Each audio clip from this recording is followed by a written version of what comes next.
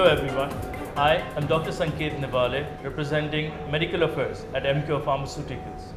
We are today at the CSI 2022 venue, the 74th CSI venue, that is Chennai Trade Center. And with me, I have Dr. Rahul Singhal, sir.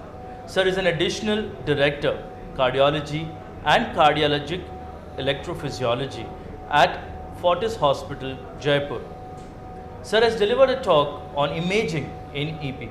I would request sir to summarize the talk for our delegates.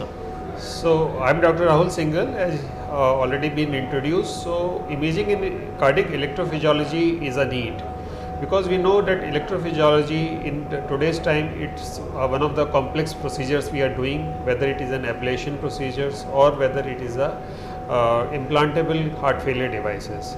So being an electrophysiologist, it is a prudent that we should have a proper anatomy of the heart, because we know the heart has got a three-dimensional system.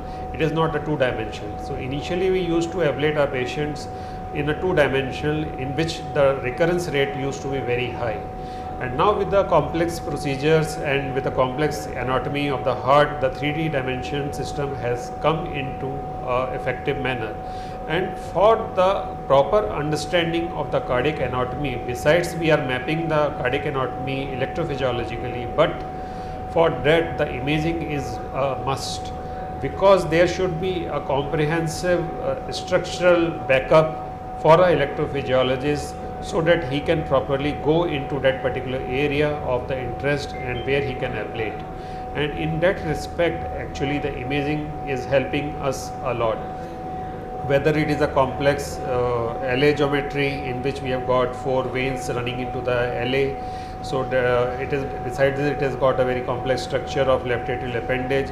So not to disturb those important vital structures, not to damage them, and to minimize the complication, we should have a proper geometry, and that can be done with the imaging, whether it's a CT, whether it's a cardiac MR. And similarly, while implanting the devices like cardiac resynchronization therapy, CRTD, which we called, we have to go negotiate the LV lead through the coronary venous system. And coronary venous system is a very subjective variability. It has got a 100-time variable in each and every individual. And therefore, to negotiate and to properly place the LV lead in a device, in a region of interest, it is very important to have a proper coronary sinus venous anatomy before we take the patient on the operating table.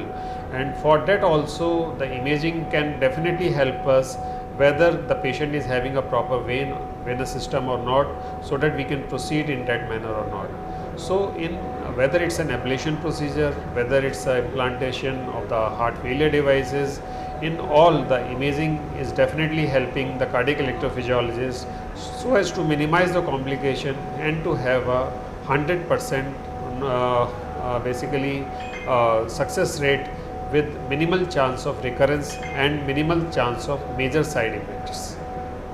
Perfect, sir. I think there's a huge impact of imaging in electrophysiology. I believe that would change the dynamics of management soon, and would really come out with some good patient outcomes as we see in the future. So with that note, sir, I thank you for being a part of this platform. Thank you.